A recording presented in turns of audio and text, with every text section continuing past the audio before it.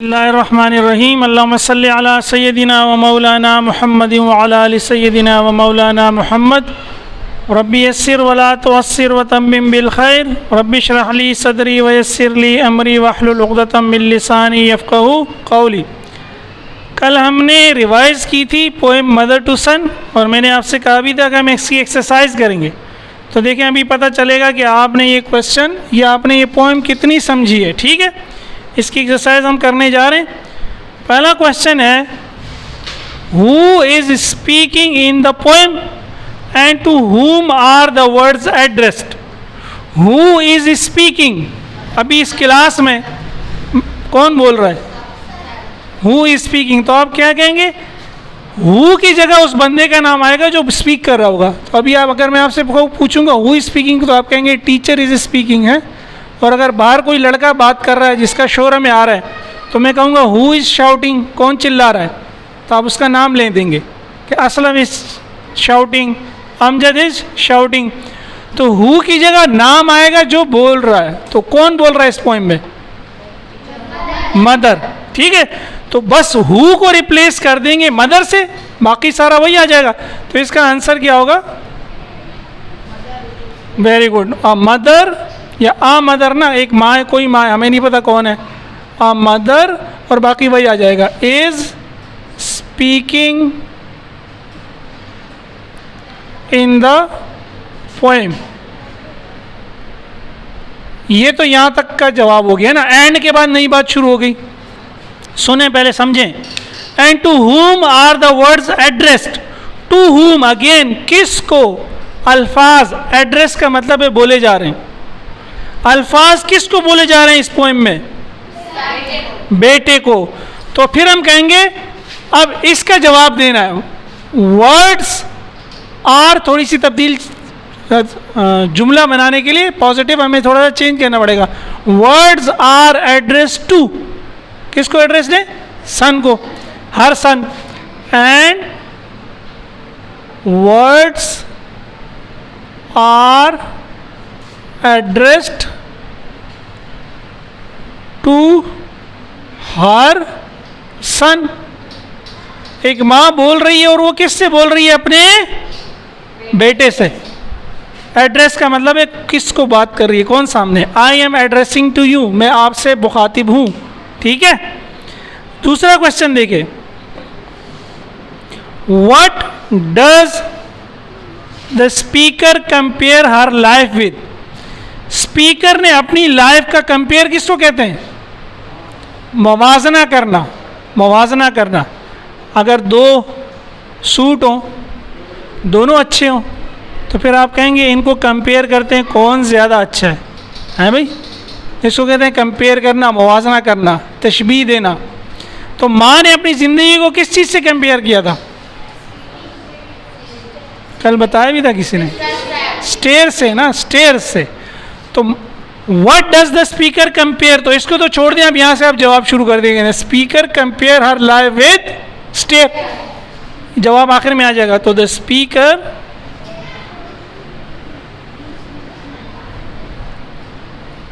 Compares, present indefinite का sentence है ना, डज आया है, सिंगुलर है, तो टेंस के साथ क्या आएगा आखिर में? एस या E S. The speaker compares her life. देख क्वेश्चन में ही मौजूद है सब कुछ, हमने तो सिर्फ एक जवाब देना है बस। हर लाइफ विद स्टेयर्स। वो अपनी ज़िंदगी को एक सीढ़ी से कंपेयर कर रही है कि मेरी ज़िंदगी एक सीढ़ी की मानिंद थी। तीसरा सवाल क्या है? What does the speaker encounter on the stairs. वो जो स्टेयर है, वो जो सीढ़ियाँ हैं, उसमें उसको किस किस चीज़ों से सामना हुआ? किन किन चीज़ों से सामना हुआ, याद है?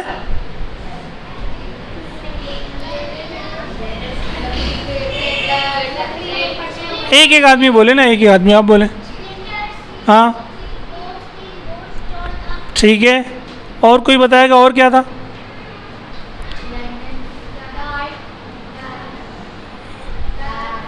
डार्क लाइट, डार्कनेस थी। ठीक है, वेरी गुड। तो यही चीज़ें। अब स्पीकर किन किन चीज़ों से उसका वास्ता पड़ा, तो हम स्पीकर से इस जवाब करेंगे ना सेंटेंस। द स्पीकर इनकाउंटर्स तो देखिए पोइम में मौजूद है ना, द स्पीकर इनकाउंटर्स, सबसे पहले टैक्स है अगर आपको याद हो, लाइन नंबर 3 पे टैक्स है, फिर था स्प्लिंटर्स, ठीक है, और boards torn up. Torn up का क्या मतलब है? टूटे हुए, फटे हुए, तो हम इसको ब्रोकन भी कह सकते हैं। ब्रोकन बोर्ड्स, ठीक है। और फिर क्या थी? और ये रशीदा ने बिल्कुल सही कहा, अंधेरा भी था ना सीढ़ियों में, बस उसका जिक्र कर देते हैं। एंड डार्कनेस, तारीकी। तो देखिए अगर हम समझ लेना, इसलिए मैंने आपसे कहा था रीडिंग बड़ी इंपॉर्टेंट है, अगर हम समझ लें तो हम जवाब खुद दे सकते हैं। बस थोड़ा सा हमें पता होना चाहिए कि इंग्लिश में जुमला बनाते कैसे, ठीक है। यहीं पर अभी हम वीडियो पॉज करेंगे, फिर अगले सवालात का जवाब आप चलें आगे चलते हैं। अगला क्वेश्चन है, even though there have been obstacles in the way, what has the speaker done to continue her journey. Even though, हालांकि, there have been obstacle, obstacle किसको कहते हैं? रुकावट को, हैं, मुश्किलात, रुकावटें थी। इन द वे, वे किसको कहते हैं? रास्ते में, यानी जब सीढ़ियाँ वो चढ़ रही थी तो उसके रास्ते में क्या थी? मुश्किलात थी। What has the speaker done, speaker ने क्या किया? स्पीकर से मुराद कौन है यहाँ? मदर, जो बोल रही है। टू कंटिन्यू हर जर्नी, तो उसने अपना सफ़र जारी रखने के लिए क्या किया? रास्ते में मुश्किलात तो आ रही थी, लेकिन उसने सफ़र कैसे जारी रखा? क्या किया उसने? चलती गई। Very good. The speaker kept, ऊपर चलती रही ना, सीढ़ियों पे तो बंदा ऊपर जाता है, तो ऊपर जाने को क्या है? हमने सेंटेंस में पढ़ा, climbing, climbing up. The speaker kept climbing up. अब सवाल इतना बड़ा था, जवाब देके इतना छोटा सा। भले मुश्किलात आती रही, वो क्या करती रही? ऊपर चढ़ती रही। उसने मुश्किलात की परवाह नहीं की। हमें भी ज़िंदगी में यही करने की ज़रूरत है, हमें भी ज़िंदगी में यही करने की ज़रूरत है कि मुश्किलात की परवाह। अम्मी ने अगर कभी डंडा मार दिया, डांट दिया, तो टेंशन नहीं लेनी, क्योंकि वो उनकी मोहब्बत होती है वो भी, ठीक है। ई में कहता है, what 3 pieces of advice does the speaker give the boy. What 3 pieces of advice, advice वही कहते हैं नसीहत को। कौन सी 3 नसीहतें स्पीकर ने लड़के को की?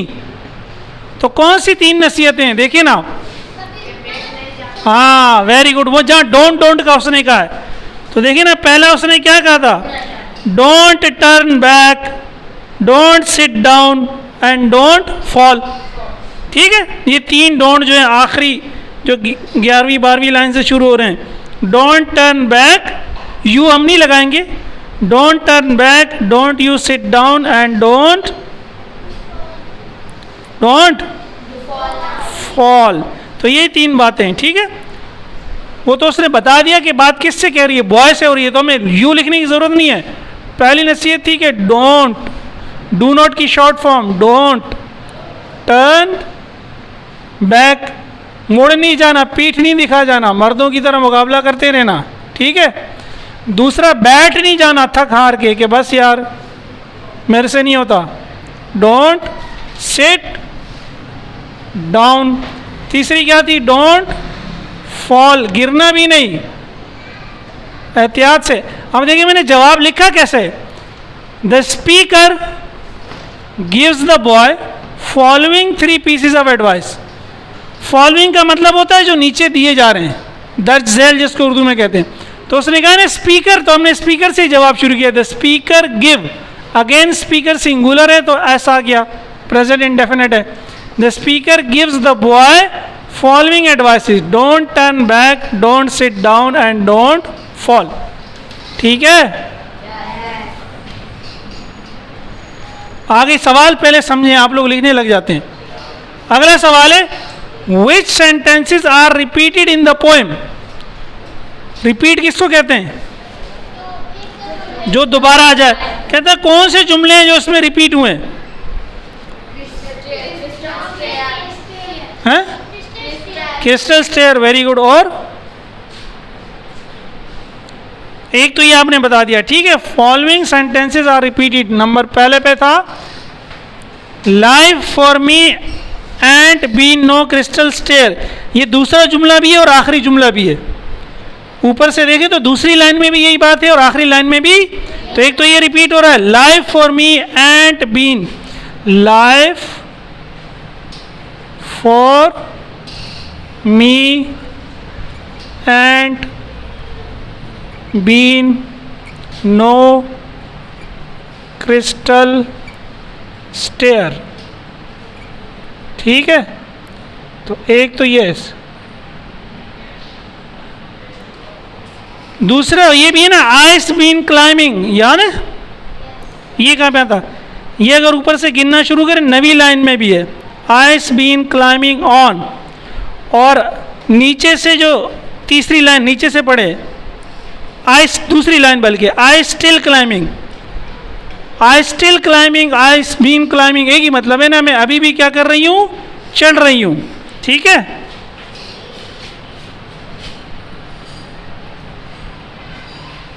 नीचे से तो दूसरा जुमला है, ये नीचे से पहला जुमला है या नीचे से दूसरा जुमला है? Ice still climbing. ये जुमले ऊपर पहले भी आ चुके हैं। तो ये दो जुमले जो पोएम में क्या हुए हैं? रिपीट हुए हैं। अगेन मैंने क्या लिखा है? Following sentences are repeating. जब हम नीचे 1 2 करके जवाब देते हैं तो फिर स्टार्ट किससे लेते हैं? फॉलोइंग लिखते हैं ऊपर, और आखिर में ये कॉलन लगाते हैं कि नीचे दिया हुआ है मजीद। फिर है which line is the shortest? Y do you think the poet, Y do you think the poet, make होगा ना, मैंने लिख दिया एक, वाई डू यू थिंक नहीं, मैंने एक लफ्ज छोड़ दिया सवाल में ना।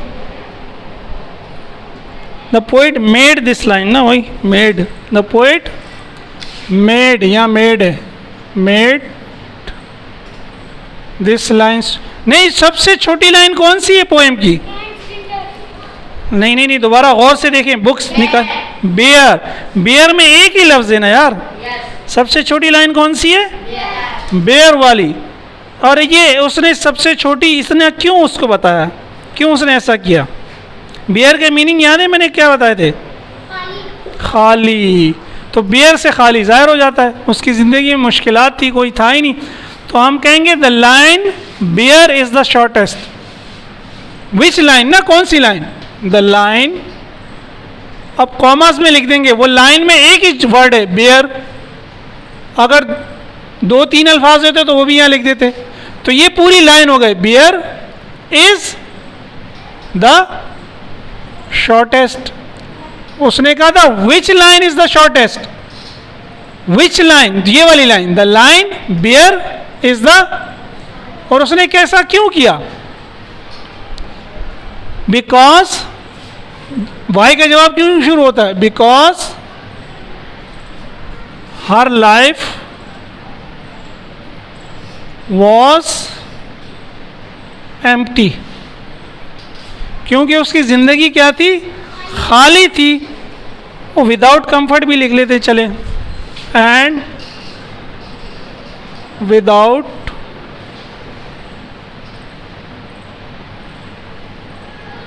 कंफर्ट, आराम के बगैर थी, खाली थी, इसलिए उसने एक ही जुमला यूज़ किया, विदाउट कंफर्ट्स, आराम के बगैर। इसको समझे, मैं बार बार कह रहा हूँ, रटना नहीं है, जवाब देते कैसे हैं इसको समझना है। Which line is the shortest? Which line, तो जो भी लाइन शॉर्टेस्ट है, the line dash is the shortest.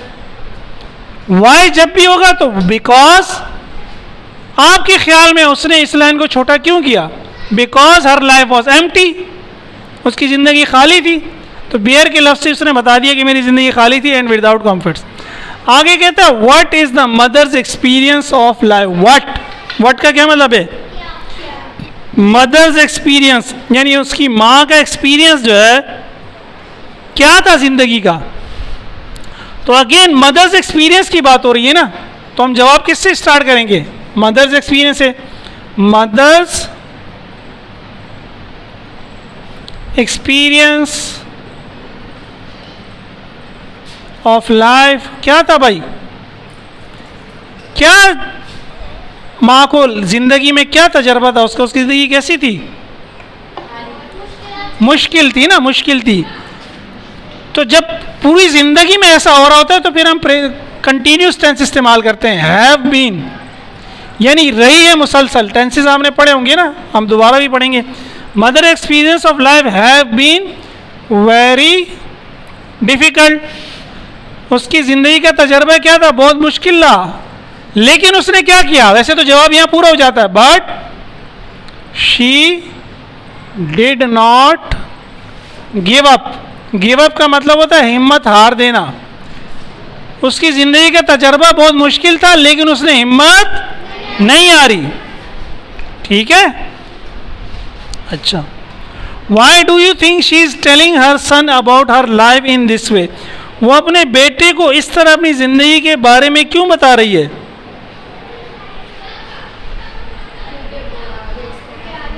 हाँ, ताकि उसके बेटे को ये बात समझ में आए कि ज़िंदगी आसान नहीं है, ज़िंदगी मुश्किलात का सफ़र है और उसने ये सफ़र जारी रखना है। तो वाई है? Because she wanted to encourage. Encourage का मतलब होता है हौसला दिलाना। हिम का क्या मतलब हुआ? उसे, अपने बेटे को। प्रोनाउंस मैंने समझाए थे ना, सन की क्या क्या? Because she wanted to encourage him. ठीक है, टू नेवर गिव अप, कि कभी भी हिम्मत नहीं हारनी। अपनी ज़िंदगी के ये सारे तजर्बात बताए कि जैसे मैंने हिम्मत नहीं हारी है वैसे ज़िंदगी के सफ़र में आपने भी हिम्मत नहीं हारी। आप लोगों को नींद क्यों आ रही है? हैं, बोर हो रहे हैं? अच्छा, तो आगे एक क्वेश्चन और है, वो हम छोड़ देते हैं। ठीक है, बस इतना ही काफ़ी है, ये आप उतार लें। जज़ाकल्लाह।